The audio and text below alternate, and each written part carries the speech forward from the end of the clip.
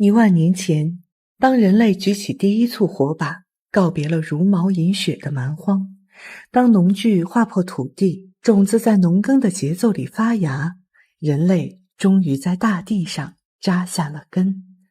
当蒸汽机的轰鸣打破田园诗，人类迈入工业时代。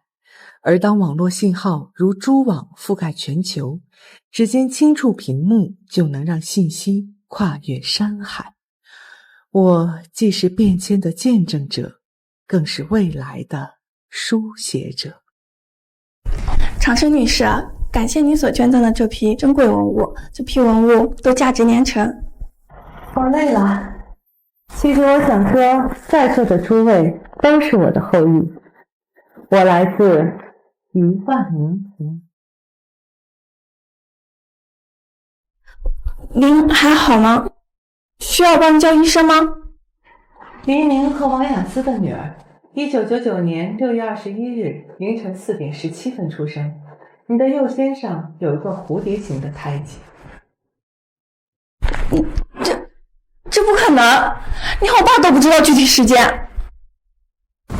需要我现在联系妇产医院查档案吗？长生，你提前做过背景调查，却为了这次捐赠仪式。命运巧合等你们怎么说。那天我刚好在妇产科看望一个老朋友，李子，你是我的第7代坤孙女。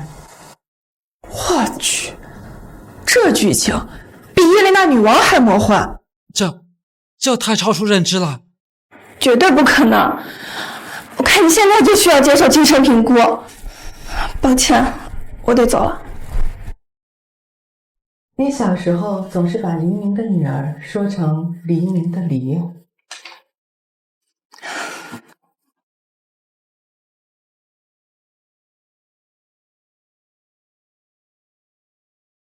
呀，王祖宗，您这是羽化登仙啊，连个招呼都不打。啊，新买的月饼不尝尝？时间不等人呐。哟，苏州采吃斋的。好家伙，戏里给你摆了践行宴，龙井虾仁、叫花鸡、定胜糕。您倒好，打算连夜扛着地铁跑路啊？西京大学的聘书昨天才到，您这东西倒是提前半年就收拾好了。那副韩熙载夜宴图摹本怎么在您这儿？借来研究研究。看招！哇，漂亮！哎，这手法，上周青铜器纹样里见过。要死啊！这是宋代邓尼宴。您上次说在敦煌临摹飞天壁画，结果把阿尔林窟的复原图，味道不错，南宋御厨的手艺。不过糖有点多了，距离高铁还有40分钟。得，我算看明白了。公元前我就玩腻了你们这些套路，但您教过我们礼乐征伐自天子出，不告而别非君子所为。那时候你们的祖父都还在襁褓里。这次帮我给周教授带句话。您又要说10年后西湖边见，上次我可是等了整整3年。拿着录美去。哎，西京那边真有秦始皇临新发现的竹简。哎呀，陈塘那老学究马上杀到，正跟学生讲烫14测年误差呢。任何超出文献记载的都要催呢。等等，这职位李森专攻宋史，王贝萧搞近代史，该不会让那个认为夏朝是外星文明的讲师接班吧？院长自有分寸。天哪，这落款唐伯虎的华山图，可故宫那份文明。乖乖，这捐本褒奖，真假？朋友临别时赠礼罢了。看这皴法，和台北故宫藏的《西山余韵图》同源。不过这颜料怎么像梵高用的铬黄？背后还有提拔 Among Amitation。哇哦，原来我们长生老师是跨越了500年的艺术史活化石。这明长夏是谁？晚明赴欧的画家？还是或许只是梵高的中国厨子。要去厨房看看吗？我刚热了一条糖醋鲤鱼。别打岔，这宝贝，您肯定是要拿去荣宝斋做鉴定的吧？等我什么时候买不起高铁票再说。慢着，这副唐伯虎不对，您至少得先解释清楚再跑路。水关了，煤气关了，电先留着。好吧，在搬家公司来之前，让我们先享受一下最后的时光。哇，上次这么做还是在读博的时候。哎，等等，那会儿带我们的张教授叫什么来着？这叫回归本源。不过这破椅子比少林寺的蒲团还硬。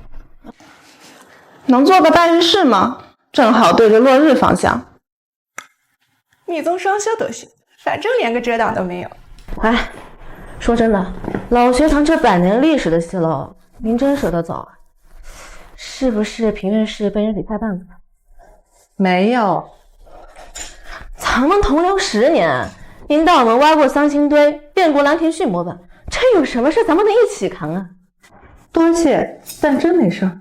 那可是终身教职呀，5险1金，分房指标，博士生名额。您知道现在清教有多卷吗？哎呀，那也总得有个去处吧？西京、岭南，还是该不会要去西域考古队吧？就当是久在樊笼里，复得返自然。陶渊明？不是忧居症，每过10年总要发作这么一回。哎呦，你少来这套！您这胶原蛋白啊，脸上毛孔都没有，哪来的10年？系里教师论坛早炸了，长生教授10年对比照记，下载量破万。要我说，您平时该不会也偷偷……闭嘴！我这是天生丽质。哇，这个机关是复合反曲结构。我去，你办公室里藏凶器啊？可以，教授，您平时打猎就用这个？主要是用来对付啤酒厂后山的马路，他们总喜欢偷喝酿酒剩下的麦芽。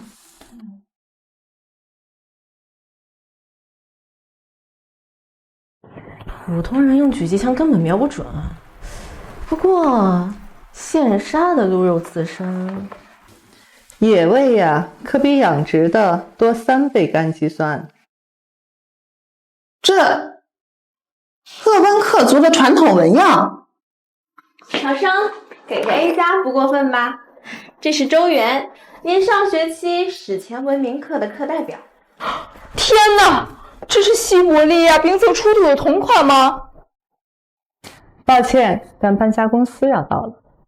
哎，等等，教授，您课上讲的新石器时代弓箭射手，这个数据也太准了吧！叶丽娜女王在西伯利亚平原上猎槟榔的故事，可比史书里记载的精彩多了。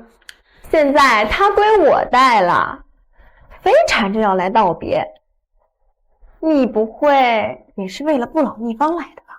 听说陈教授比传言中的更严格呀。考古学确实，不过陈涛博士讲的田园考古法真的是超级棒。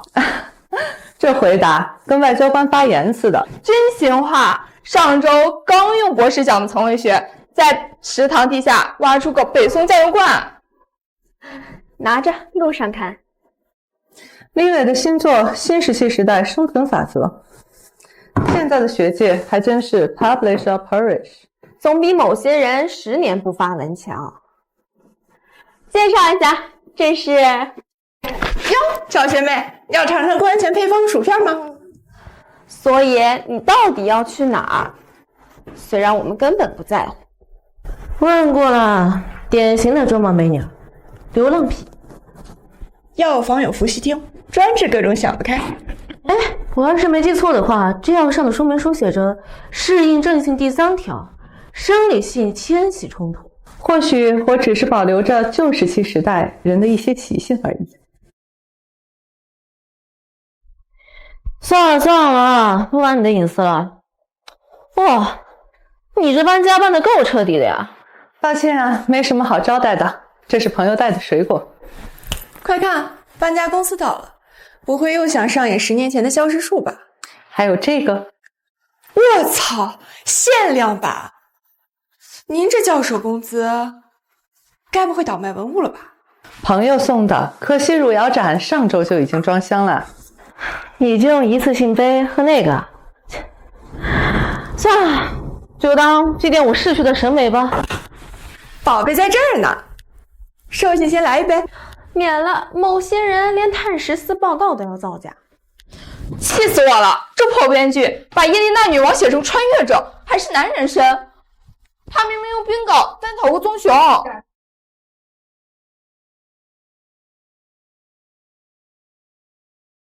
哎呀，打住！未成年人不许聊花瓣评分，但可以围观我们酗酒。来，敬我亲爱的同事们。哎，等等，那个您护照的名字是长生奥德曼还是张长生 ？Scale， 他的 lawyer， 一路顺风。晚上，谢谢。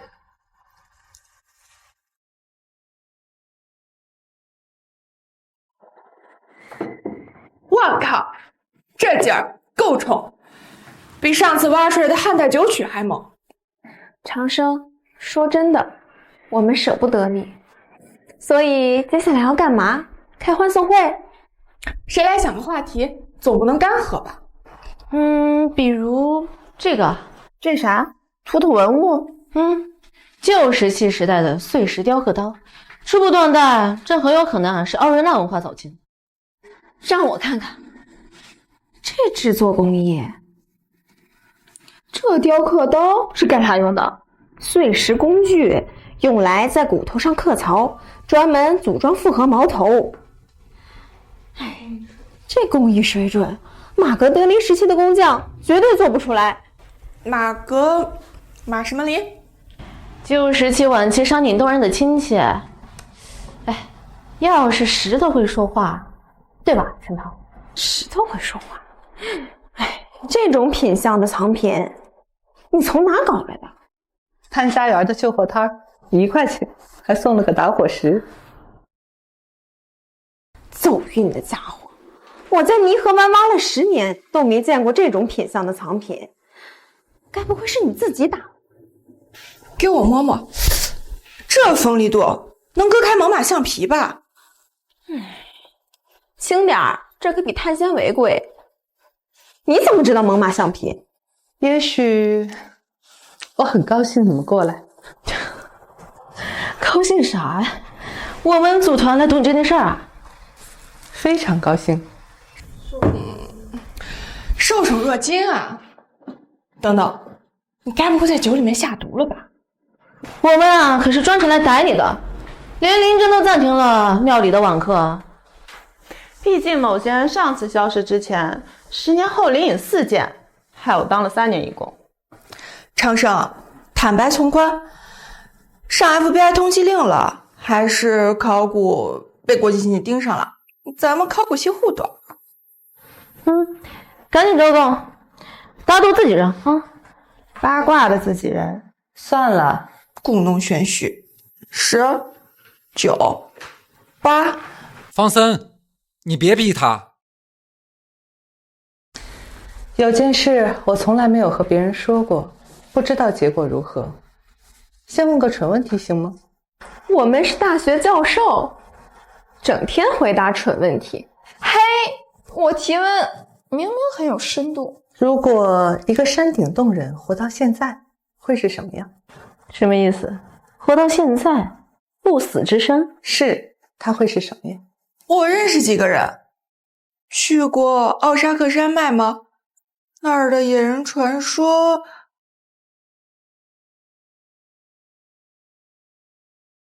哎，有趣的设定。哎，你是在写科幻小说还是什么新课题啊？算是吧。你觉得他会怎样？累够呛，光看人类发明战争就得 PTSD。严肃来说，就如同你那个书名暗示的一样，他可能早就进化的和我们一样。李璇，那可是山顶洞人，没有文字，没有农业，突然扔进现代社会，绝对精神崩溃。除非他偷偷观察了我们几千年，让那个男人来自地球。荒谬！旧石器时代人均寿命25岁，就算真有人活到现在，骨骼早该石化了。山顶洞人和我们在解剖学上根本没有任何区别，只是除了现代人普遍比较高以外，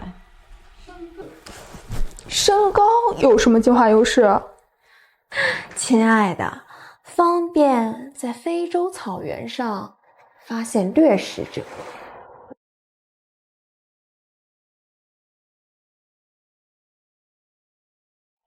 准确来说是瘦高体型更适合温暖气候的散热需求。至于更早的尼安德特人，现在不也有长得像猿的，基因还在流传呢。但他终究还是原始人，没有道德心，没有羞耻心。不对，刚刚陈生说假设那个人活了100个世纪，大约吧。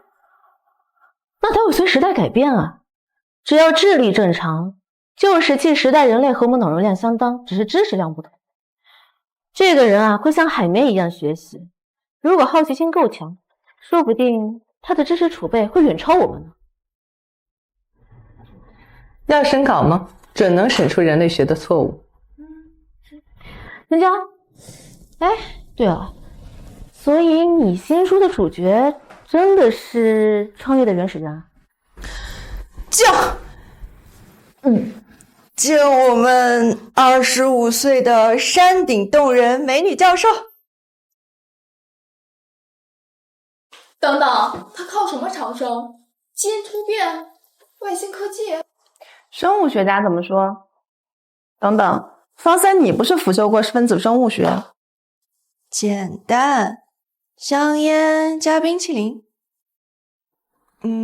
好吧，科幻点说，可能就是端粒酶活性爆表，细胞完美再生。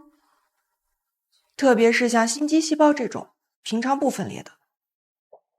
也许他只是做对了历史上所有人都做错的事情，比如吃、喝、呼吸、睡觉。不，现代社会前这些都很纯净，工业革命后寿命反而一线细胞24小时更新，胃黏膜3天换一遍，全身细胞7天大换血，但更新会出错。毒素堆积就像发霉的水果。这秘密，大福啊，华尔街会为这个发动战争。你们真的想活10000年吗？见过公元前3000年的日出吗？在乌尔城邦的塔庙顶端，看着青铜器时代的第一缕晨光刺破幼发拉底河的雾气。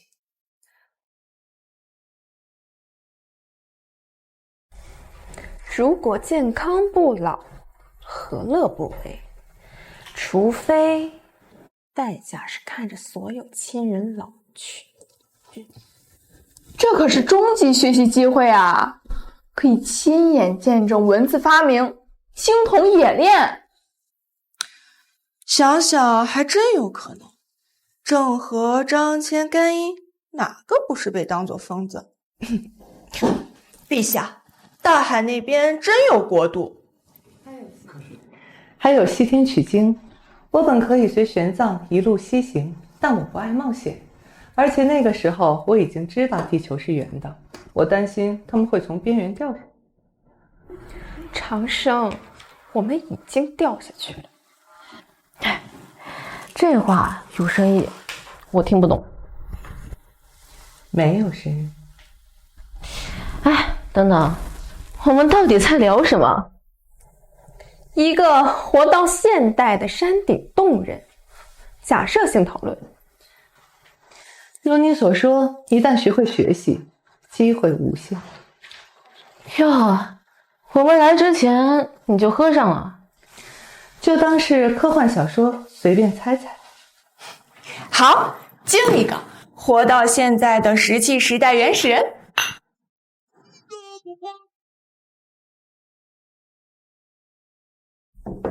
长生刚刚说他活了10000岁了。行吧，史伯克，陪你玩。你想要什么？谜底是每过10年左右，当人们发现我不会老，我就会离开。编得真快，赶紧说，我要好好记下来，到时候拜读，这脑洞够发3篇自然子刊。还想听吗？当然，太精彩了。所以你觉得自己是山顶洞人？根据史学资料、地图还有人类学研究，我记得过去5000年发生的一切事情，从新石器时代开始。等等，第137页，奥克尼群岛的石器作坊，你能描述一下制作过程吗？先选一块薄薄的石片，用15度的角度精准的打磨，差1度就会变成废料。比多数人强。继续。长话短说，我的第一世大概活到28岁就不会再变老。那时部落把我当成女巫，不用选举就会成为领袖。吸血鬼传说的史前起源，妙啊！后来我因此而被驱逐，人们认为我是通过窃取他人的生命来保持年轻。头1000年浑浑噩噩，这段太笼统了。你怎么确定是1000年？多数人连童年都记不清，你却能记得那时的事。和你们一样是选择性记忆，高峰、低谷、创伤永远深刻，无论是5岁还是25岁，受伤都会疼。继续。后来我因此被不断的驱逐，学会了融入新的群体和随时迁徙。我们算是半游牧吧，追随着猎物和天气的变化。前2000年很冷的，后来发现低海拔更暖和，是全新式大暖期。应该算是新石器时代的末期。见过猛犸象皮画的地图吗？看这些迁徙路线图，这是赭石和炭黑画的。哎，等等，这些线条和现代卫星复原的冰原走廊完全吻合。伪造的。这胶原蛋白降解程度至少需要5000年自然老化。亲爱的山顶洞人小姐，你下次搬家能带上我？你到底是人是佛？我只是一个活得够久的观察者罢了。当时地貌如何？多山，东方多广袤平原。东方，学校教的，古人以日出日落定方位。日出的方向，我曾在现在的山东半岛眺望辽东，那时的渤海湾还是一片广袤的平原，黄河古道在其中穿梭，因为冰雪的消融，才形成了现在的渤海湾。真发生过？对，全新式大暖期，他说的完全符合华北平原的形成过程。哼，教科书都这么写。的确如此，只有知识储备才能产生认知。我脑海中的渤海湾的大平原和现在的地质科学研究完全一样。山顶洞人，你要用石符来引我靠近山洞吗？你喝醉了的样子像极了叶妮娜女王的玛利亚。陈青霞，这不是轮回转世，你不是记得几10次重生，而是一次人生，从山顶洞人时期延续至今的漫长的一次人生。好漫长的人生啊！或许转世真有其事，本该一次次轮回学习，你却跳过了所有诀窍。这有什么意义啊？活这么久，总该有个目的吧？那教授见过海吗？最早的时候，很晚才见到，那时已经会用芦苇编筏子了。那怎么区分海和湖呢？如果没有见过海的话，浪的大小，有些事情只能回溯认知，就像我们看原始人画的壁画，觉得不像，但其实那就是他眼中真实的世界。您好奇过万物起源吗？我们曾仰望星空，相信定有巨人在上面创造了这一切。我曾经以为自己的不同是一种诅咒，后来呢？顿悟了。现在觉得是一种祝福，甚至是一种使命。现在还这么想？或许这就是一种巧合，就好像你从这串佛珠里抽中了唯一一颗檀木的。等等，我刚查了渤海谷地里您说的辽东古路桥最新探测，确实显现于。够了！我宣布，敬我们亲爱的原始人教授，祝你下一个10000年少运几个陈桃这样的干警。对。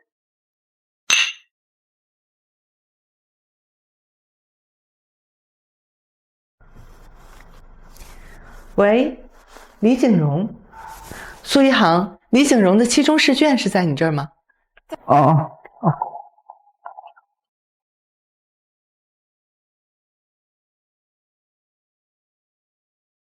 抱歉，我把它和柳叶刀放到一块儿了。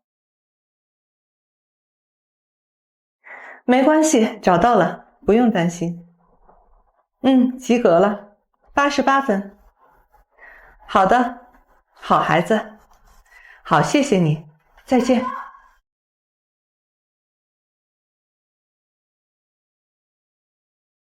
抱歉各位，各位请继续。我以为这话题结束。不，继续说吧，我觉得很有意思，而且我觉得他说的很有道理。你们知道最早的长生药是记载在商朝的祭祀文上，但上面写的是……等等，这字迹是武丁时期的祭祀卜辞。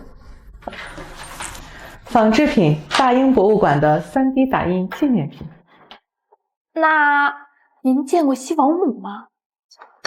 见过，《山海经》的插图里。够了！像黑格尔辩证法，从荒谬前提推导出看似严密的逻辑。那幅梵高画，别说是真迹，这是他送给我的。那时候我叫雅克伯恩，是个养猪的。养猪的？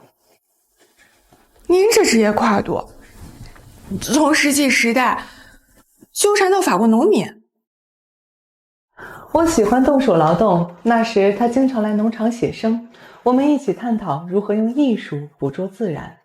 纳特的海浪有神性，塞上的苹果比实物更加真实。哦，还有诺尔德的风景画。梵高的时代可没有，不过梵高会喜欢这种癫狂的色彩。确实。等等，诺尔德是表现主义，你怎么？我不明白，你怎会不记得出生地？山川湖海都没有变。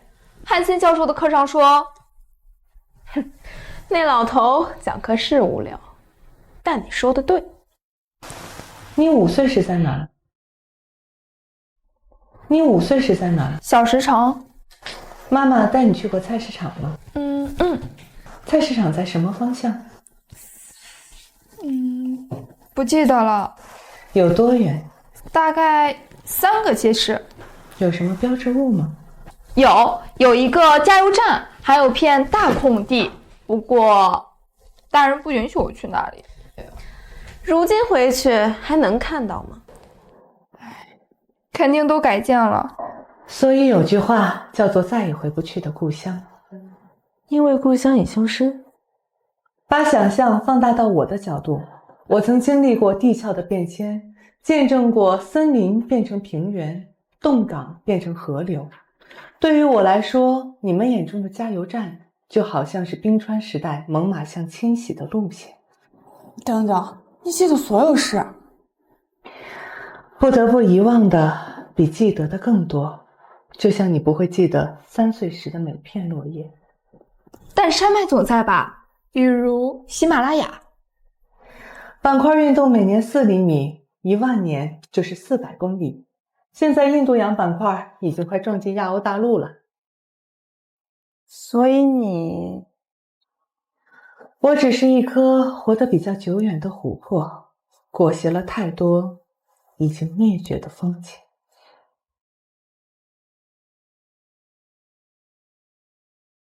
所以，你现在又要迁徙？如你所说，当有人发现我不老时，我就会离开。你可以提前伪造个新身份，10年后直接顶替。试过几次，我还冒充过自己的女儿。你也是工程师，是丽丽的女儿吧？她是个勤劳善良的姑娘，确实很方便，不过也翻过车。1864年在比利时，我因为伪造证件坐了1年的牢。你何时去的美国？1890年梵高过世以后，跟随法国移民潮。每个问题都有答案，除了一个，为什么告诉我们这些？也许是因为想用自己的真面目和你们告别，而不是你们心中的我。既然是这样，那么我们可能认为你有严重的心理问题。我还有很多书要收拾，我帮你。哎，等等，难道就没有留下远古时期的遗迹？比如这个，这是猛犸象的牙齿，原始人用来做技术工具的。碳纤维检测这氧化层3万年。不过现代实验室检测会说这是人们仿制的仿品，就好像这幅猛犸象皮制作的地图也会被说成是用牛皮纸仿造的。等等，我认识个走私文物的。好了，时间差不多了，我要离开了。下次见面时，我会是另一个人。等等，这个你也解释一下。这个也是旧货店买的。这个呀，是叶丽娜女王送给我的。她可是个了不起的人，不过活100年、1000年、10000年，还留这些纪念品有什么用呢？连自己的起源都无法追溯。这个留给你了。有意思，你本可以撒谎的。我走以后，可不要议论我。哎，他认真的啊。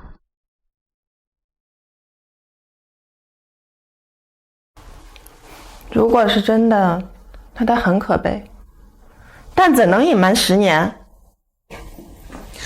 至少看起来没危险性。你干嘛？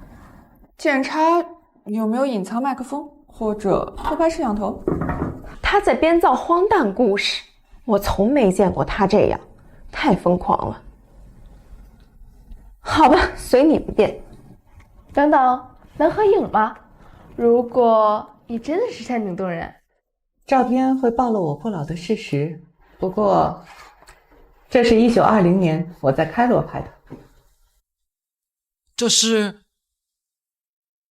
图坦卡门墓发掘现场。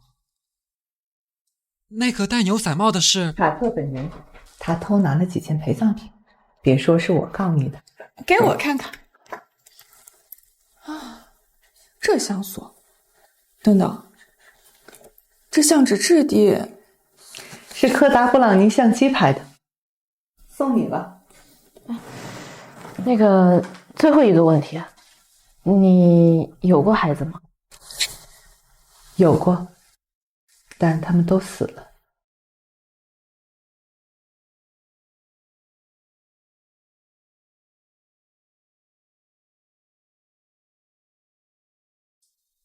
知道吗？我爱你，从在办公室见到你的第1周就。那你呢？我很在乎你，但你要知道，自己现在面对的是什么。你真觉得自己是山顶洞人了？山顶洞人，你能爱我吗？我经历了太多次了。喜欢你，当然，你很有戏。这就够了，我能接受。如果我说的是真的，你和孩子会衰老，会死亡，而我终有一天会离你而去。回去找老少爷，像夜访吸血鬼。事实是我给不了你永远。永远是有多久？谁真正拥有过？我父母在我出生前就离婚了，母亲再婚只维持了3年。还有死亡、疾病、天灾，没有人知道活多久。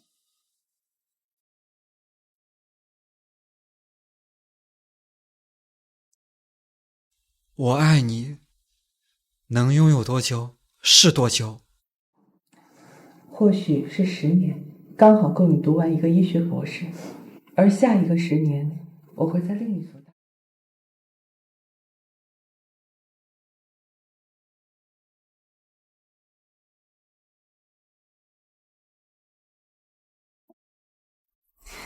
你在干嘛？测试反应速度。我身后又不长眼睛，看不见跳蚤走路，也不是超人。我可是跆拳道黑带2段，再练1000年吧。够了，够了。精彩的演示啊，方总。闭嘴，李璇。哎，我还有问题。我也是。史前部分讲完了，还记得原始语言吗？零星几句。画过洞穴壁画吗？知道莱塞奇岩画吗？是个叫吉老的人画的，画得不错。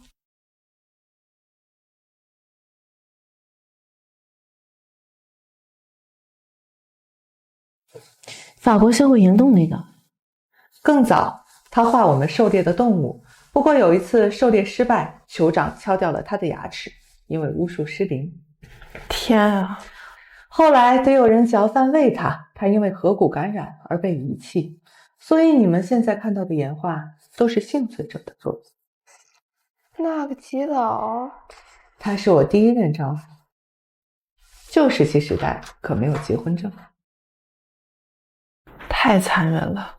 得知道什么该杀。所以学生都说你历史知识惊人？不，那只是因为我善于学习。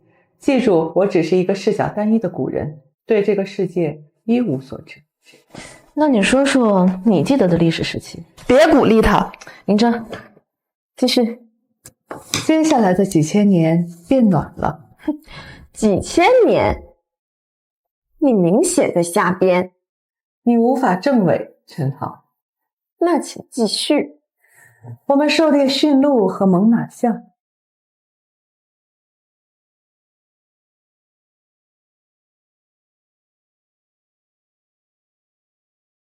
野牛、马群随气候北迁，你们从采集转向农耕，狩猎转向畜牧。哼，我说对了吧？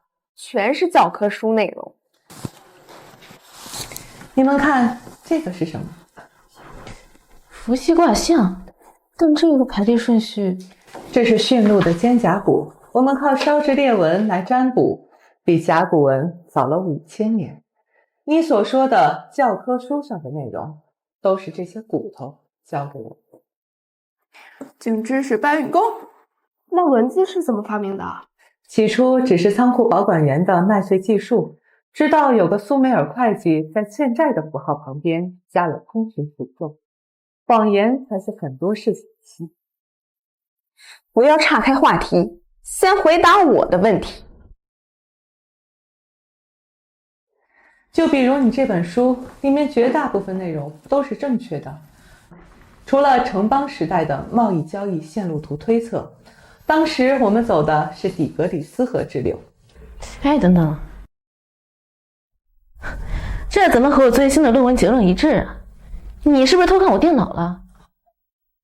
后来我们向东迁徙，东方，朝着日出的方向。以为那里会更暖和些。那是我第一次见到海，可能是地中海。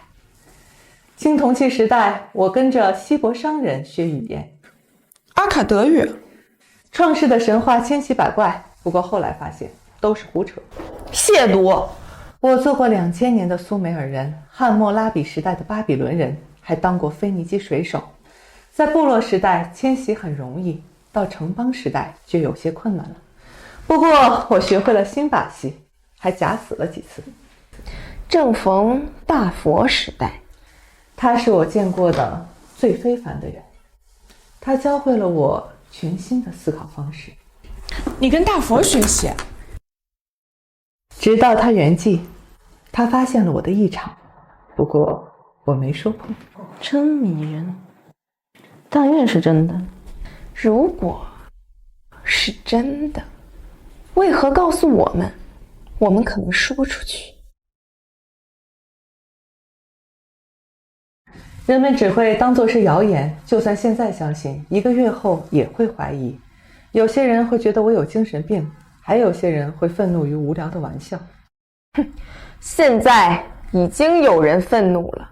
这是我的错，不该指望你们相信。我爱你们，不想让你们难过。那为什么这么做？或许是因为我想以真我告别。作为你自己，无论那个自己是谁。轻松点，林真，就当我们在批改作业。哼，我懂了，李璇你在唱白脸。随便吧，我觉得全是胡扯，但我偏要留下来看个究竟。我也是，这到底怎么回事？问问刚到的精神科专家、心理学博士周唐。长生，幸好赶上了，听说你要走。爷爷，你来了。他们叫你来的，说我疯了，来的正好，情况确实有点失控了。听说了，上周3躁狂症状案例也有类似妄想。先做行为评估，你们谁先注意到这异常行为的？威士忌，你的最爱。珍妮鹤加铝牌，1987年份的。恕我直言啊，大家都很担心你啊。我正在给大家开茶话会呢，看这些孩子多可爱，不是吗？真的该早点来啊。是啊，如果早5000年，事情会变得容易很多。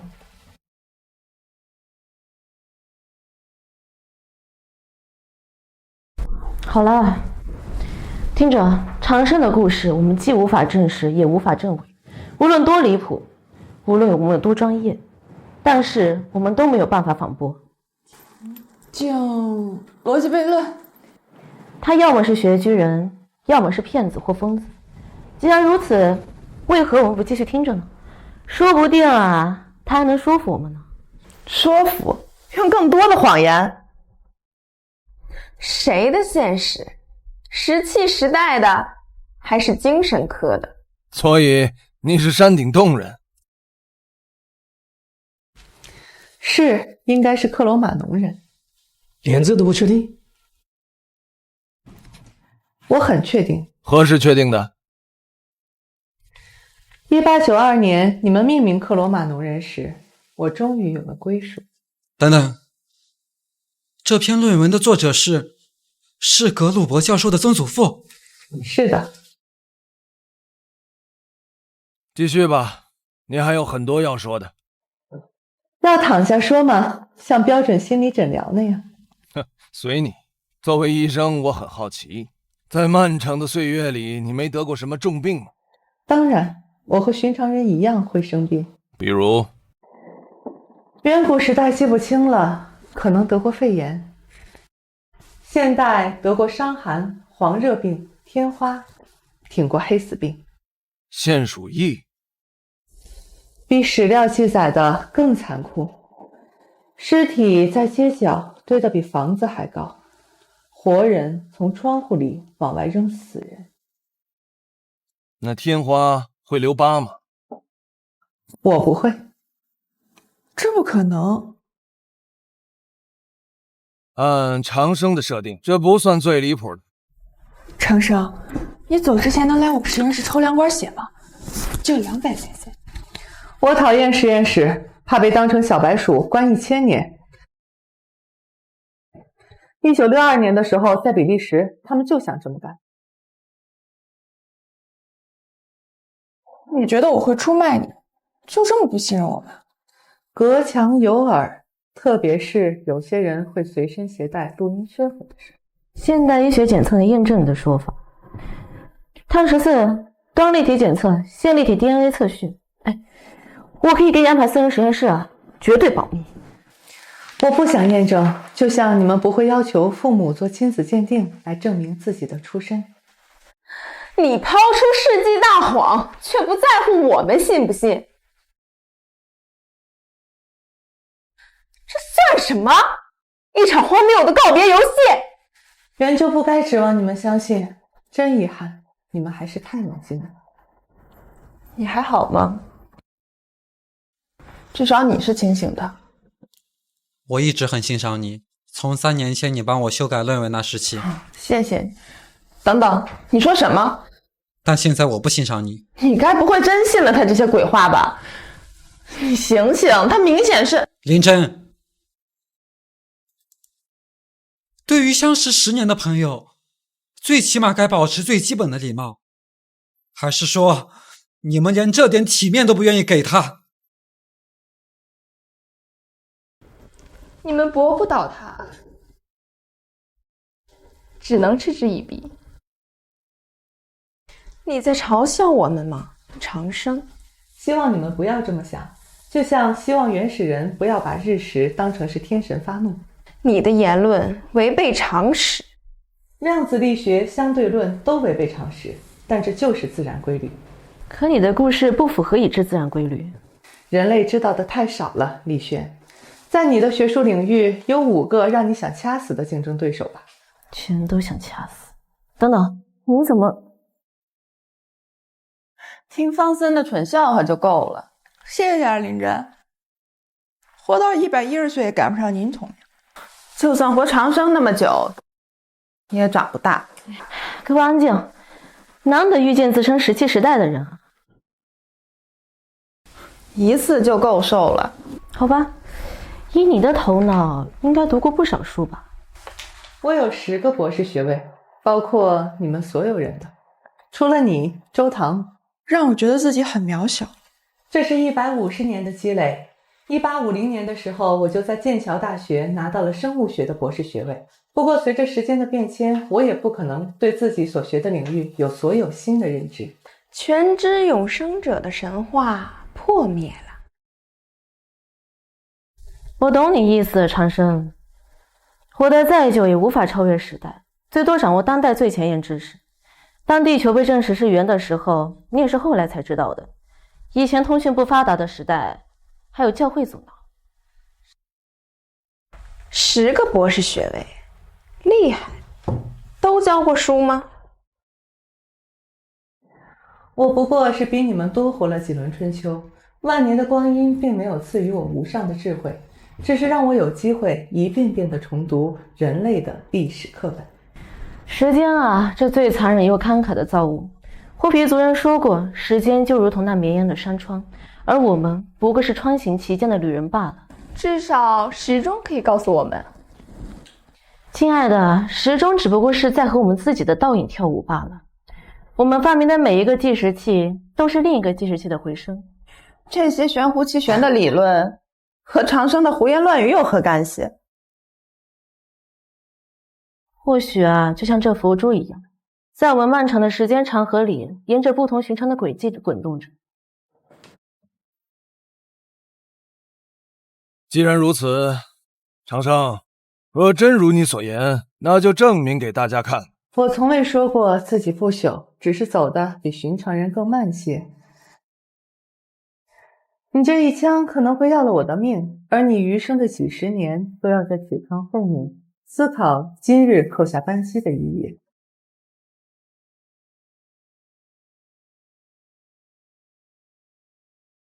周堂，你过分了。书记，学位，你在学习文明，但在骨子里呢，是不是喜欢蹲在墙角看星星？有时的确这样，周堂，尤其是当猎户座升上天顶时。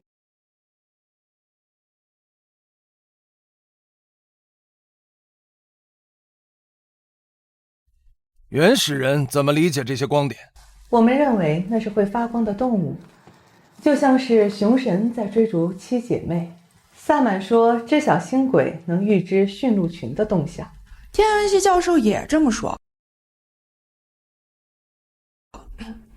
根据仙女座 M31的行动轨迹，1万年伤病、瘟疫、战争都熬过来了，可曾希望生命终结？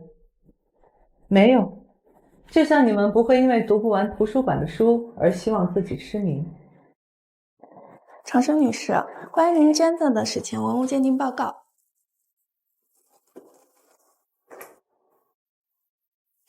我是不是来的不是时候？不会。我叫尼兹，是西京博物馆女士。您让我来收拾家具，这些藏品都经过鉴定报告吗？随便搬，我还会再买的。哦，对了，这个要小心点，这是新石器时代的种子，可能还能发芽。好的。这把，这把也搬走。1912年我在剑桥读书的时候，罗森就经常坐在这把椅子上和我讨论逻辑问题。全捐了，这些可都是无价之宝啊！等等，你刚说还会再买是什么意思？还会再买的，就像你们换季买新衣服。不过我更喜欢去拍卖会上回收自己的旧物。你总是这样轻装旅行，连信仰都可以随意丢弃。这是迁徙的唯一方式。信仰不，我把它穿在身上，这可比石雕的菩萨更便携。长生，你谈了很多永生，那死亡呢？你怕死吗？当然，原始人可没有你们想象的那么浪漫。我曾被剑齿虎咬伤，躺了整整3个月。我的族人每天都要来闻一闻，我是不是在发臭。原始人如何看待死亡？很实际，就像记录狩猎的数量一样。外伤流脓的伤最容易分辨，但感染和衰老呢？就像这块骨头，明明没有受到外物的撞击，但它却依然断裂了。现代人类不也是一样吗？外伤很容易治疗，但时间和衰老呢？长生教授，这个兵马俑的工艺简直和西安出土的真品就是一个窑烧的。那时候我还是个帮工。对了，地下室里还有几箱甲骨文，到时你们也一起搬走。上面记载的殷商时期祭祀的文献和史记里可能有点出入。好，那可太好了，那我现在就去。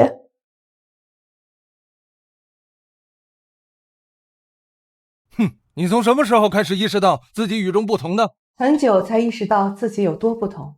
起初我以为是别人都有病，会老会死，动物也是，除我以外。看来你很简朴嘛。我拥有一座城堡，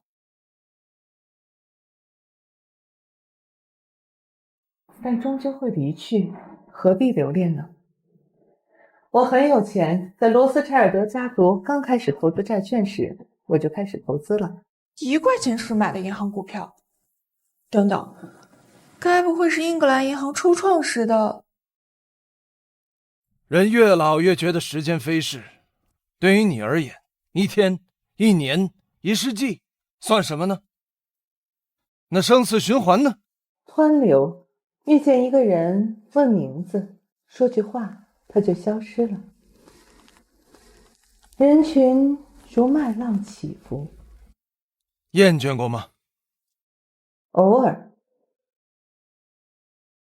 公元前213年，我写道，人类又开始烧书了。公元1453年，君士坦丁堡的图书馆又着火了。人类总是在犯相似的错误。你自己觉得自己异于常人？无意冒犯，但确实如此。就像蚂蚁无法理解人类生存的维度。所有的人都死了，但你还活着，你不愧疚吗？我会为他们感觉难过，每一个人都代表着一段无法走到最后的缘分。至于愧疚，你会因为自己比宠物活得更久而愧疚吗？向幸存者愧疚。心理学上的概念或许有吧，但那又如何？确实啊。行了，周唐，别老说死，换个话题。死亡是硬币的另一面。长生，你参加过多少次葬礼？站在自己填满的墓地里，有何感受？你别太过分了。无聊又孤独，还留不住自己真爱的人，这就是你的生活？若这是罪孽，或许是时候迎接死亡了。公元前480年，温泉关，我中过波斯人的箭；日本京都本能寺，我挨过一刀；美国的南北战争时，我受过枪伤；1918年，我经历了西班牙大流感。每次我都以为这次该结束了吧。死亡从来不需要迎接，它自来熟得很。对了，周唐 ，Mayuta City。这是克罗马农人告别时说的话，意思是愿你先死。住手！快把枪给我，不然我拧断你的胳膊。口气像橄榄球教练。长生，你觉得呢？打你胳膊一枪，感觉如何？或者是爆你的头，你会怎么样？我要改论文了，比这个有意义多了。周唐，我知道你妻子的事儿，能理解你为什么如此试探。请让我独自幼稚一会儿。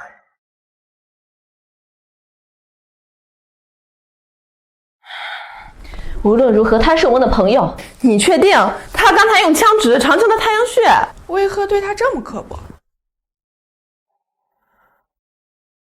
？25岁会得阿尔兹海默症吗？或许我只是想唤醒他，或许悲伤到哭不出来。失去亲人和挚爱都是世间最沉痛的打击，是我的自白刺痛了他，他反击而已，就像动物受了烫伤会咬人，本能反应。在旧石器时代，族人说我偷走了本该属于他们的寿命，他们管我叫食命者。这种指控太荒谬了，原始人怎么会？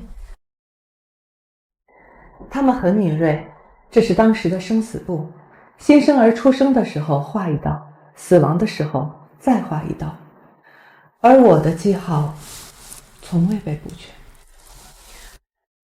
哎呀，好啦，反正闲着也是闲着，要不我们玩个游戏？这是在模仿我的第一次婚礼。答对了，说不定在座的哪位血管里就流着他的血呢。我连家庭聚会都很少参加。想象一下，长生吹着蜡烛，吹了几千年。算了，这个笑话太冷了。虽然听起来很幼稚，但是我确实更想听。复议，继续。等等，你确定这不是在写小说，或者离别前的恶作剧？想要听下一个故事吗？比如我的第一任丈夫是怎么死的？你意识到这等于在招精神病院的白大褂来抓你吗？要不要我现在就打电话？想想看，能让人活几千年的生理机制，这要是被研究出来，地球很快就住不下了。按照这个速度繁殖的话，那我们就得像殖民者一样移民火星了。我更想去其他恒星的行星，也许那里会有不一样的风景。真羡慕你啊！你养过恐龙当宠物吗？它们灭绝的有点早，不过我有这个，不是电影里那种。总算有东西比你年纪还大了。长生，你肯定能举出成千上万的细节来佐证你的故事，从旧石器时代、大佛时代，再到现代。上万条细节都不用翻书，比如这个铜球是在庞贝的集市上买的，就在维苏威火山爆发的前一天。这引出了一个有趣的问题，长生，这个世上还有其他像你这样逃过衰老的人吗？这涉及生物学未知领域，人类的认知在不断进步。50年前我们还不知道端粒酶呢。那他怎么确认？身上又没挂着我是原始人的工牌。喏，应该这么写：长生，职业，活化石。14世纪，我曾遇到过一个人。公元1292年，你在哪？去年的今天，你在哪？总之是14世纪。我遇到了一个疑似同类，告诉了他我的秘密。你是说今天你才第一次坦白啊？我忘了，活得太久的坏处，就像这样，记忆会被层层覆盖。看，这应该是人类史上最早的压花标本。开玩笑的，继续讲你的故事啊，长生。维基百科显示，4叶草标本最早记录于1620年。那时候我在荷兰追随一个叫列文虎克的年轻人，研究他新发明的望远镜。等等，你刚说14世纪透露过的秘密，现在说17世纪，到底哪句是真的？都是真的。就像你有2本日记，一本是昨天的，一本是去年的，你会怀疑自己哪本日记是假的呢？精彩！我宣布，本世纪最佳圆谎者奖颁给……方森别搞，继续说正事。老年痴呆的前兆了。总之，那人也自称是一个长生者。我和他交流了2天，我们彼此验证了对方的一些说法，但又谁知是不是在互相攀附呢？我觉得自己是真的，他是学者伪装的，而他也有一样的顾虑。我们就像是黑暗森林里相遇的2个猎人。有意思啊，就像我们现在，即便想相信你，也无法确认。我们约定保持联系，但最终失联了。300年后，在圣彼得堡的列车站，我仿佛看到他，但又被人群冲散了。真可惜。如果是真的，聊点轻松的。你平时有什么爱好？总不能天天考古吧？每100年，当我想要逃离喧嚣，就去非洲的原始部落做他们崇拜的永生神。那里有我巨大的神像，庆典可热闹了。不好意思，照片都装箱了，真是不巧。我就不说一群不洗澡的学居人，这种刻薄话了。中世纪前，人们很喜欢洗澡的，罗马人建造的浴场非常舒服。后来教会说，洗掉上帝的尘埃是一种亵渎，人们10月穿上的内衣要到次年4月才会脱下。等等，我记得上次在你办公室看见了梵蒂冈图书馆的藏书章，你该不会……年轻时顺手拿的，反正他们有很多副本。提问，长生女士，作为万年老妖怪，是资深永生者，您觉得哪个世纪最宜居？21世纪，这里有空调、抗生素，还有这么好的酒，只是要小心手机。它比世界上任何宗教都更容易让人上瘾。你说自己只是碰巧长生，我不信。若你说的都是真的，上帝怎么会允许你这样的艺术存在？说到这个，长生，你有宗教信仰吗？我不追随任何已知的宗教体系，但我敬畏更深层、更原始的秩序。从来没有过信仰。年轻时信过，无为而无所不为。老子的这句话，我花了整整300年才真正理解。上帝无处不在，只是凡人的眼睛看不见他的荣光。如果上帝就这点本事，我也会像长生一样躲起来。关于世界的起源，世界的确存在，但我不确定它是否是某种意志的显现。在我看来，更像是无数可能性叠加的一种自洽系统。那你怎么解释这些千百年来无数人见证的神迹？无数量子场叠加的宏观体现，就好像我们做核磁共振时看到的那些光怪陆离的影像。那么能量源头呢？这难道不是在暗示某种第一推动力？3000年前，美索不达米亚人也思考过这个问题。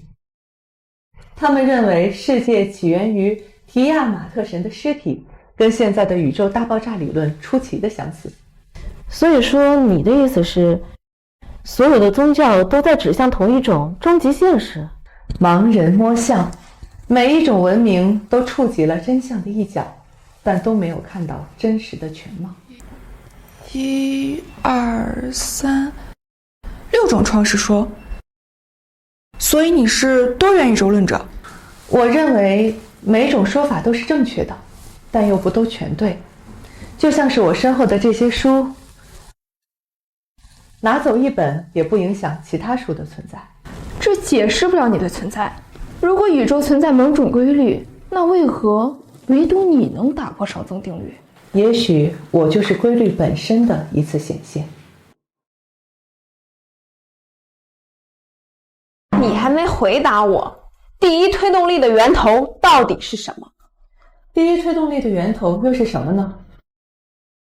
无限回溯罢了。对于我这样的存在没有任何意义，我们还是回到神话本身吧。这是亘古之谜，只有虔诚的信仰能给出答案。等等，长生，你见过宗教史上的历史名人吗？比如圣经里记载的那些人物？某种意义上见过。谁？跳过这题吧。不行，快说，别卖关子了。你该不会就是其中之一吧？这个话题有点跑偏了，我们就此打住吧。你真是宗教历史上的人物？是。需要我谷歌搜索吗？不必了。公元前15年，在耶路撒冷的旧城区，我被当成弥赛亚再临，差点引发了第3次圣战。所以你是救世主？我只是那个打鱼的。好了，不是所有的真相都会带来启迪，有时带来的是灾祸。那我得去查查12门徒里都有谁了。过去2000年的事情就像昨天一样清晰，但是我恳请你们，为了彼此的安全，就让这个秘密随我一同离开吧。秘密说出来就不是秘密了。说点我们耳熟能详的。圣经里的人物我们怎会不认识？我是说重要人物。你们以为认识他，但其实只是神话的包装。摩西？摩西的起源来自于叙利亚神话的米西斯，在更早的时候就有类似的流传。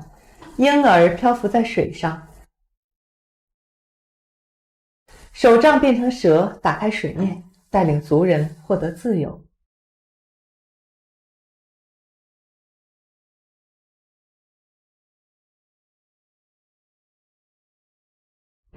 这样的母题在近东神话上反复被提及。那你是12门徒之一吗？他们不算是真正的传道者，渔夫彼得只是多学了一些打鱼的技巧。你怎么知道？神话往往过度虚构，而事实的真相往往十分简单，用100个字来概括新约。一个木匠的儿子在罗马统治下布道，宣传平等与宽恕，他触怒了权贵，被钉死在十字架上。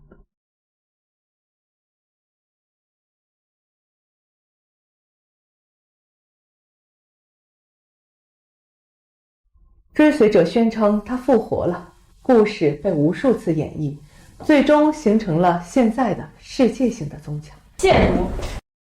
等等，你是说？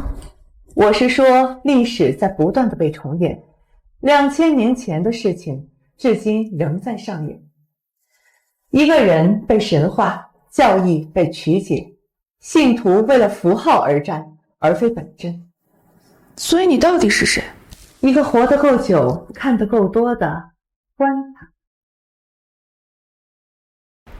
说说你在华夏这片土地上的故事。我不想听，方森，送我回去。急什么？听完再走。继续，坐下吧。你这个反应倒像是真信了他的话。这是亵渎。他都还没说呢，你怎么就知道是亵渎？篡改圣贤经典就是大逆不道。从甲骨文到青铜铭文，再到竹简帛书，经典在传播中早就变形了。秦始皇焚书时，儒家经典就损失了大半；汉代重新整理时，谁知道藏了多少私货？孔子说：“非礼勿视，勿听，勿言，勿动。”说白了就是别乱看，别乱听，别乱说，别乱动。周礼借鉴商礼，商礼参考夏制，层层叠叠改了几百年，哪来的什么天授正统？这是西汉末出土的《论语》抄本，和现在通行的版本差了37处。所以你认为儒家思想？我只是陈述事实。这里写的“民可使由之”，现在被改成了“民可使由之”，一个逗号的差异，意思全反了。你到底想说什么？我只是想说，文明像一条长河，我们在下游舀水，却以为自己喝的是源头活水。所以你是河里的老王八？对，我就是河里的那只看着水变浊又变清的老王八。不过我知道，清浊本是常态。我家祖上很有意思，爷爷信佛，爸爸沉迷炼丹，叔叔推崇墨子。至于我，只认一个礼字。林真，你独尊朱熹，可当年他的理学不也被打成了伪学？朱熹集理学之大成，是正统中的正统。长话短说，曾经有位隐士受老子的启发，云游西域，学佛归来之后，曾想用无为而治的思想劝君王停战，可是恰逢乱世，他的思想被扭曲，儒生们尊他为圣人，还为他编出了很多的神迹。你是在影射孔子？不，至圣先师的名号是后世强加给他的。孔子自己都说述而不作，他何时自称为圣人？那鳄鱼纯菜决战7日怎么解释？孔子精通呼吸吐纳之术，他饿了7天也没事儿，弟子们觉得非常神奇，就有了天不丧斯文的说法。后来他悄悄离开，鲁国的人尊崇他，便传出了圣人归天的传说。让我把个脉，看看你到底是不是老古董。我的体温常年37度，脉搏60分钟每次，这些现代数据对我来说没有任何意义，并没有违背生物学常识。所以历史上那些作画师姐的记载，多半是像我这样的长生者玩腻了，换个身份而已。哎，我记得你之前说过，你的伤口不会留疤。我的身体不会留下任何的疤痕。相比于青铜器上的铭文来说，竹简上的文字还更容易流传于世。关于孔子的身份，坊间传闻太多了。有人说他是商朝遗民，有人说他是周朝史官，甚至还有人说这个人物压根儿就不存在。现在倒好，又来了一个修仙版孔子。圣人降生的传说和皇帝成龙升天、老子西出函谷的故事如出一辙。老子不也是在娘胎里怀了81年才出生，出生时便是满头白发，知礼数为姓，最后骑青牛出关，留下了《道德经》，比孔子还早了几百年呢。你们这是亵渎圣贤！汉代儒生商改古籍，掺杂谶纬学说；宋代理学又添新注。现在谁又知道我们读的就是原版呢？你们有没有考虑过我的感受？就像我们考虑长生的感受一样。他自己都不信这些鬼话。林真，你真的以为《论语》字字珠玑，2000年以来从未被人修改过？最新考古发现，汉代海昏侯墓出土的《论语》和和现在通信版本有47处不同。更讽刺的是，被称为万世师表的孔子，生前最得意的学生颜回早逝，最看重的子路死于非命。这样的圣人，连自己学生的命运都改变不了。孔子如果知道后世把他神化成这样，恐怕会说吾不如老子。就算有修订，那也是带天理眼，让圣贤经典更加明晰。那为什么圣人第一次讲课的时候没把道理说清楚？孔子追求的仁者爱人和佛家的慈悲、道家的自然本质相通。大同世界不是虚无缥缈的来世，而是可以实现的当下。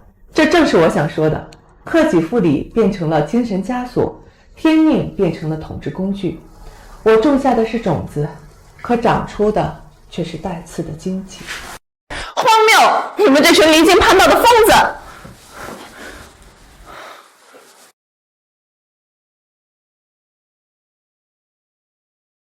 我开车转了一圈，居然一个熟人都没遇到，太丢人了。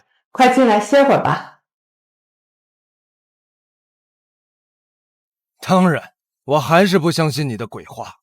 哼，你需要精神治疗。这个时代谁不需要心理治疗呢？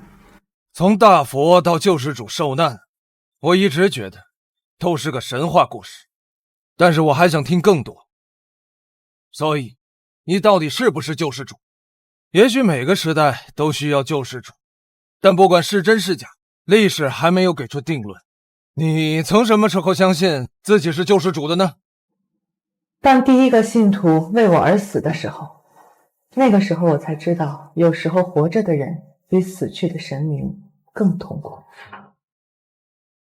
请正面回答我，你到底是不是救世主？你是什么时候确定自己是一个心理医生的？从拿到哈佛毕业证那天起，我偶尔会怀疑我自己。那你践行这个信念了吗？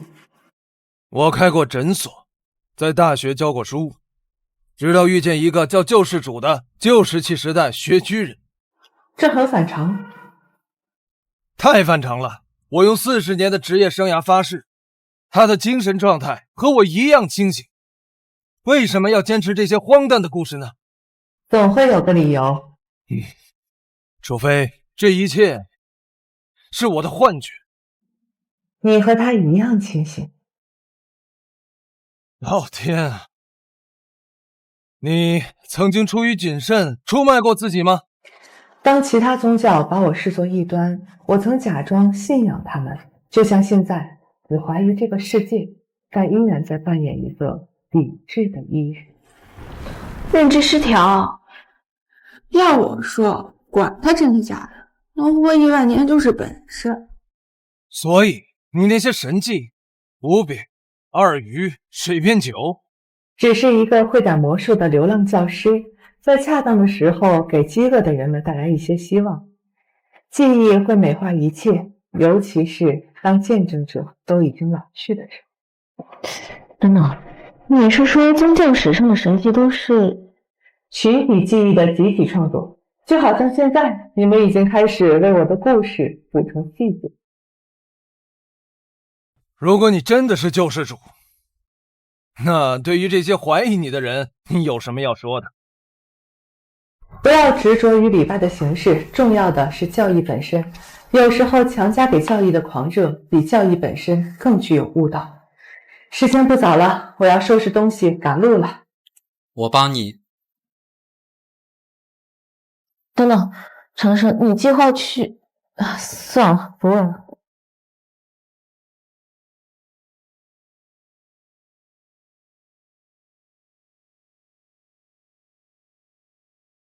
临床案例显示，严重妄想症患者会构建完整第二人格，就像我治疗的那位拿破仑患者，真实人格完全被幻想取代。如果长生也有这种情况，那就相当严重了。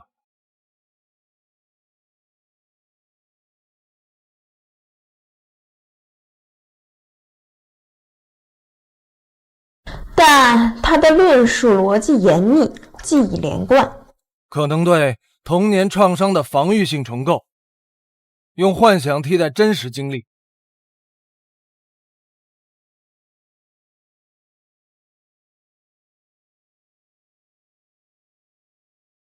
他说记不清父亲的事，这就是病理性代偿的典型特征。你10分钟前还说他和我们一样清醒。最后一个问题，你什么时候记得自己长生了？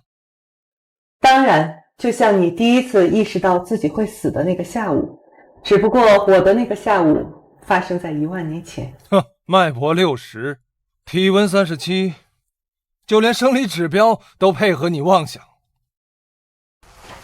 保重啊，周唐。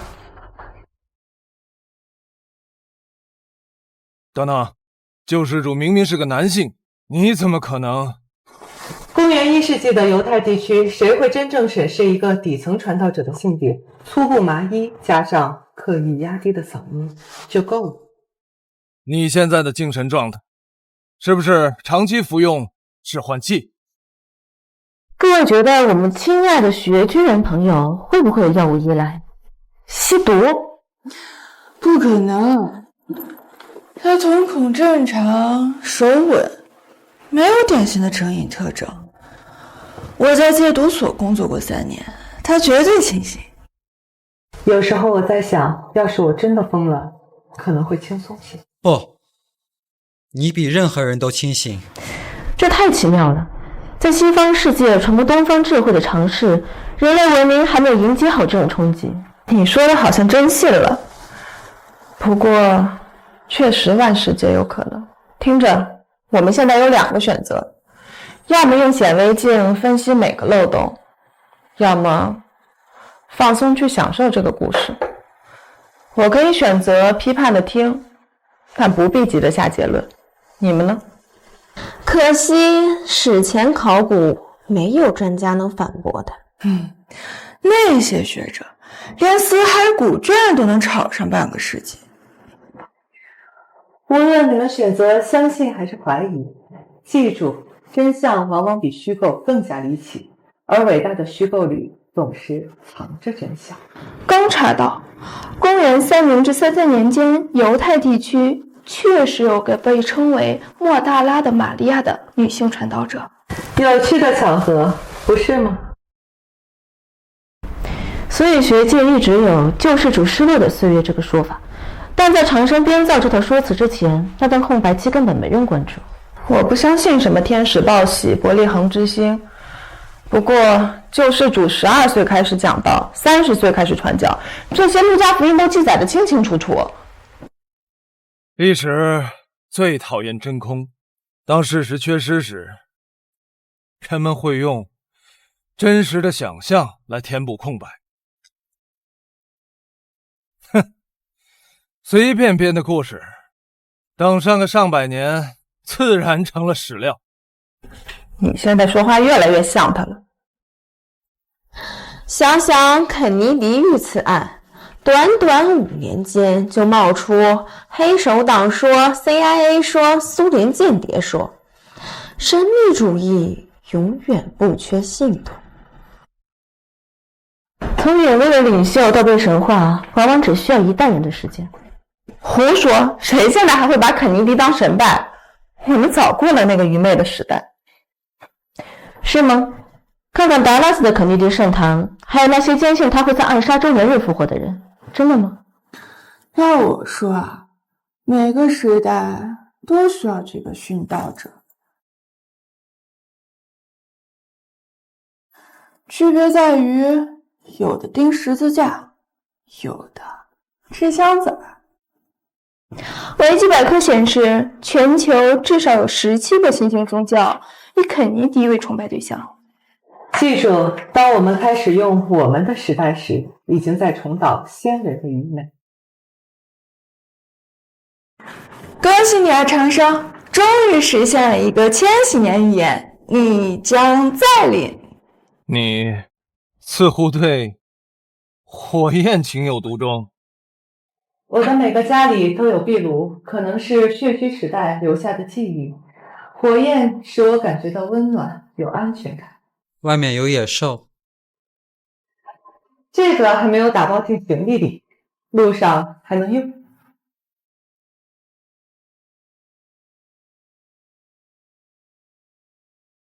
现在放春之祭是不是更应景？啥玩意儿？你把我们4位科学工作者全让晕了，我们现在完全不知道该怎么定义你。知道吗？伏尔泰最早发现了宇宙大爆炸的模型，歌德在写《浮士德》的时候就在猜想旋转的星云是恒星群，就是现在的银河系。新的科学苗头往往起源于艺术当中，是不是很有趣呢？所以贝多芬私下里在搞物理研究？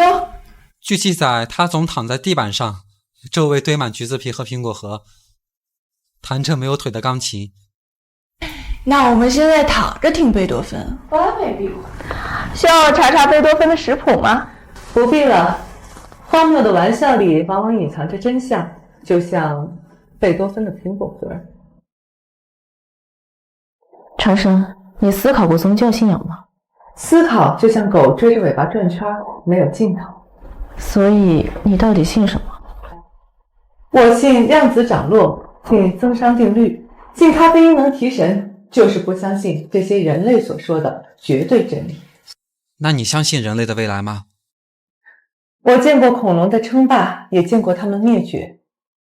一个物种的未来取决于它如何和环境共舞。可我们把地球糟蹋成这样。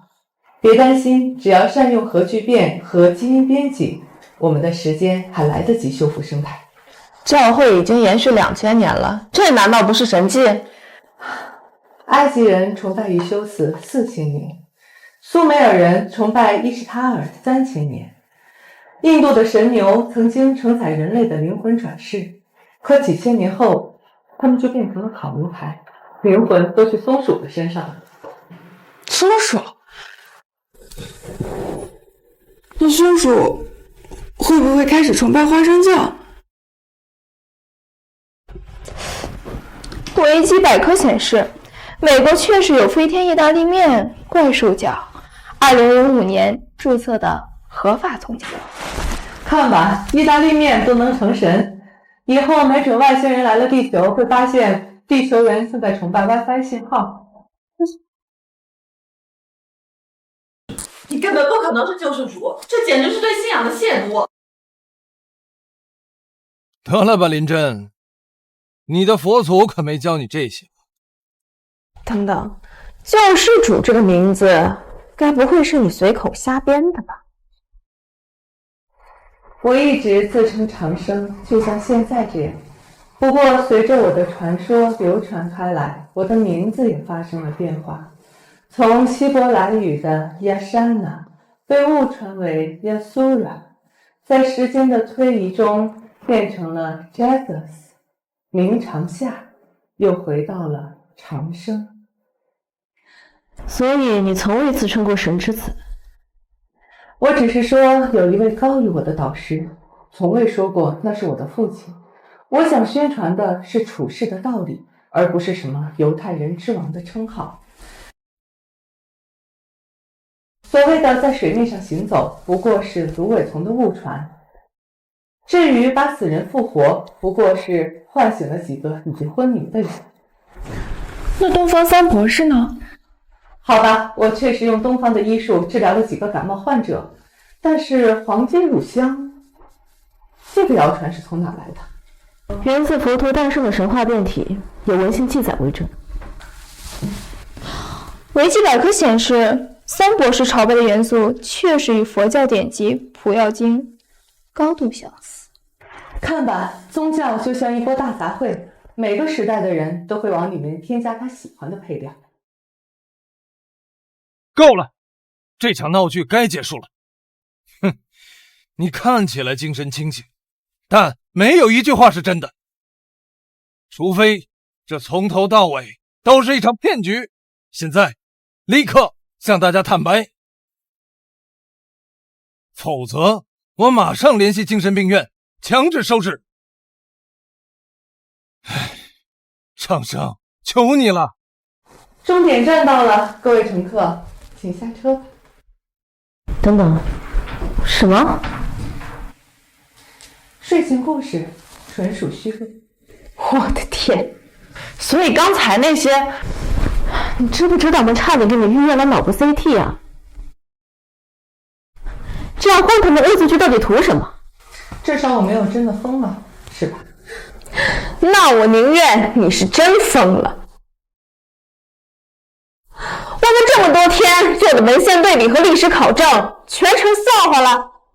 等等，那你说这是贝多芬的事儿？贝多芬倒是确实喜欢躺在地板上创作，这个是事实。需要我帮各位预约心理咨询吗？其实这个故事编得挺精彩的。感谢各位配合演出，毕竟最好的谎言要给最聪明的听众而已。你这是在变相骂我们智商低是吧？恰恰相反，是你们给了我灵感。林真最早发现了这幅假梵高，李玄找到了我遗落的雕刻刀，还有你那句如果石头会说话。我就知道，那些太刻意了。本来是想测试一下你们的反应，不过好像有点玩得过火了。玩过火？你知不知道我查了3天时了？现在啊，我们就像追着自己有了这样的狗，而你坐在旁边看戏。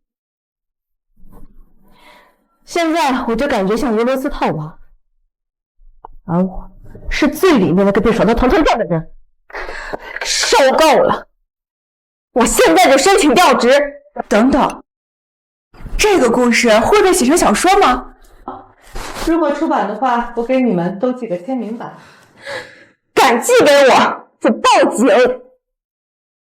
你这种人就该被关进精神病院。需要我现在预约网约车吗？各位情绪都突破安全阈值了。其实这比叶丽娜女王精彩多了。看来下次愚人节我要注意些分寸了。够了！我现在以医院精神科主任的身份，对你执行医疗干预。老周冷静，他这明显是妄想症发作。小福，妈妈的小福，4岁那年你出水痘，哭着对妈妈说：“妈妈，我不漂亮。”曹兄姐，你知不知道自己在说什么？这不可能！这明连我女儿都不知道。3岁那年你发高烧，冒着大暴雨，妈妈背着你跑了10里路。5岁那年的生日，妈妈说去给你买生日蛋糕。周考，这些事，你的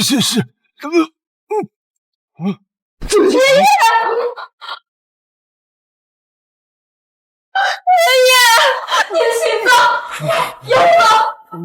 这就是我最担心的事情，看着自己的孩子衰老、死亡，而我却没有！救命！救命！小学时，你经常把自己的书包落在学校操场的双杠下；初中时，给林老师的女儿写情书；15岁阑尾炎手术，妈妈就在你手术时的帘子外面。妈妈，爷爷！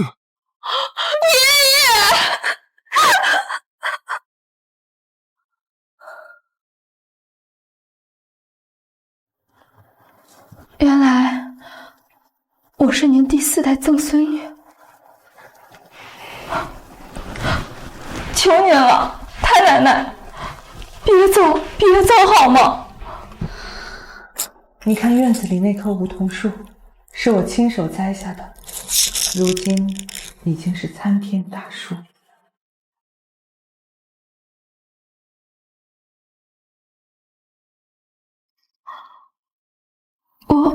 我得去安排爷爷的后事了，但您答应我，一定别走，等我回来好吗？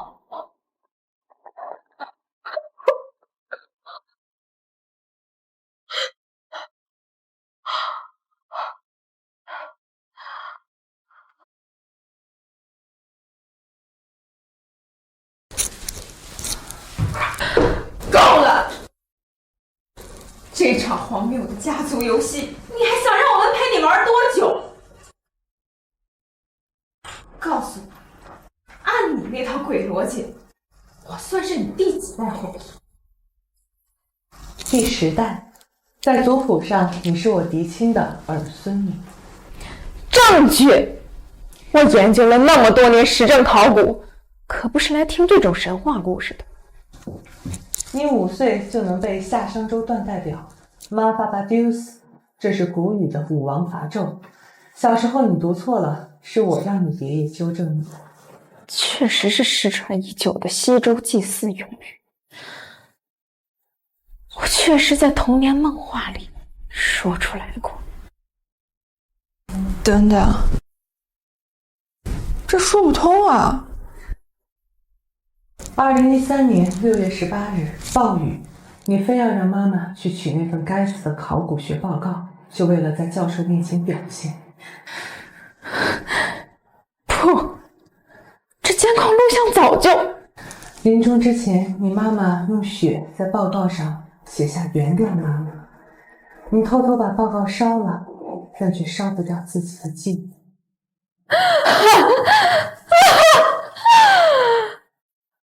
精彩！你监视我多久了？就为了今天的这场表演？你右边的肩胛骨有一个记号，生病时妈妈会给你唱日语。睡吧，睡吧，我亲爱的宝贝。这首歌，我明明从未跟任何人提起过。那场意外并不是你的错，你也该原谅自己了。闭嘴！我不是，我才不是什么第10代。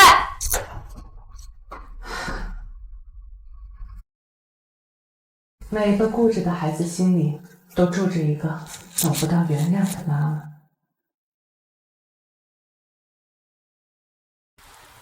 等等，你这个眼神是什么意思？该不会要告诉我也是你13多年的后裔吧？按这个节奏，下一个该到我了。不过我觉得当个万年老妖的后代还挺酷的。哎，有意思啊！难道你是今天想把我们全都编入你的族谱吗？林真第8代，我的荣孙女。好，既然都到这一步了，请给我一个不得不信的证据。你的这串紫檀佛珠是从你们家供奉的佛像前请来的吧？那个佛像的左耳垂是不是有一颗小小的痣？你怎么会？那尊佛像在佛龛最里层，连我父母都……清朝乾隆年间，我确实发福了点儿。那时候的工匠非要按佛像的方式来塑。等等，那尊佛像背面的铭文：心如明镜台，何处惹尘埃。可惜后世人都误解了这句粤语的意义。所以我家族世代供奉的，我现在每周去庙里做义工，都是因为……只是因为我一句佛在行住坐卧间。你们这一支便代代如此，坚持了整整300年。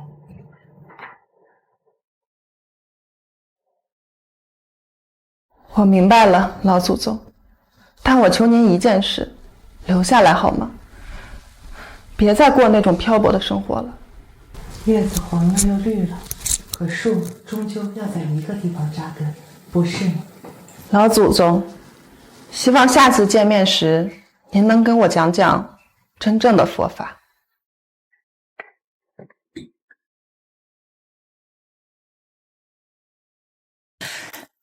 到我了，祖宗您快说，我是第几代？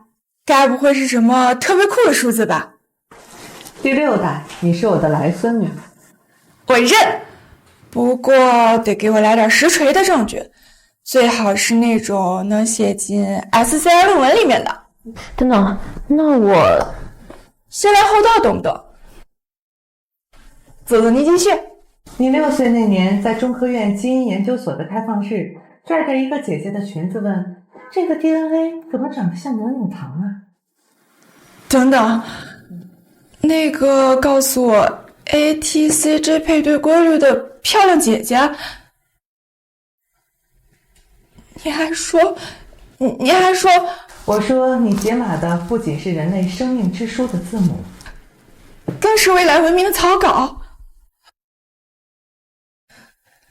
我找了你好多年，每次发表论文，我都把它写在致谢里，连论文的扉页都……我知道 CRISPR-Cas9 在基因编辑中的应用，致谢第3段。你连这都清楚，这太酷了！我的祖宗不仅活了10000年，还是个行走的学术数据库。该你了。根据陈塘是第10代，林真是第8代，方苏是第6代的时间线来推算，那我应该是第5代。没错，你是我的曾玄孙女。你论文里引用的那个古代匿名文献，就是我悄悄放在图书馆的。祖宗，除了工作安排的事，您还知道关于我的什么？你大3那年人类学田野调查报告被教授夸赞的那个研究框架，也是我匿名发给你的。那我就说，那天信箱里怎么突然……算了，这些都不重要。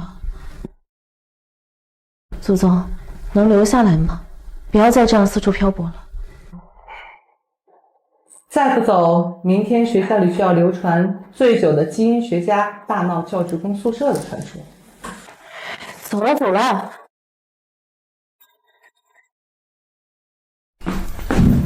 祖宗，下次见面记得教我基因编辑，长生不老。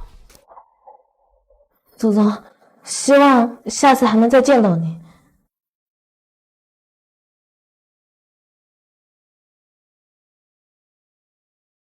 现在该轮到我了，告诉我，我是第几代？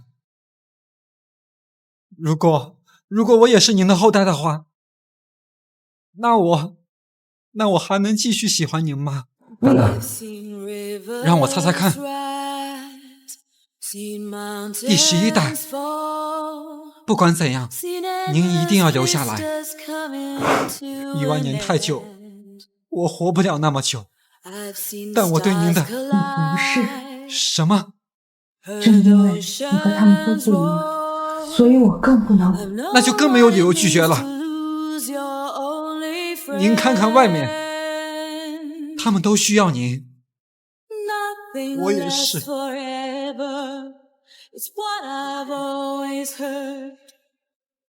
All things good must end, you know it's true.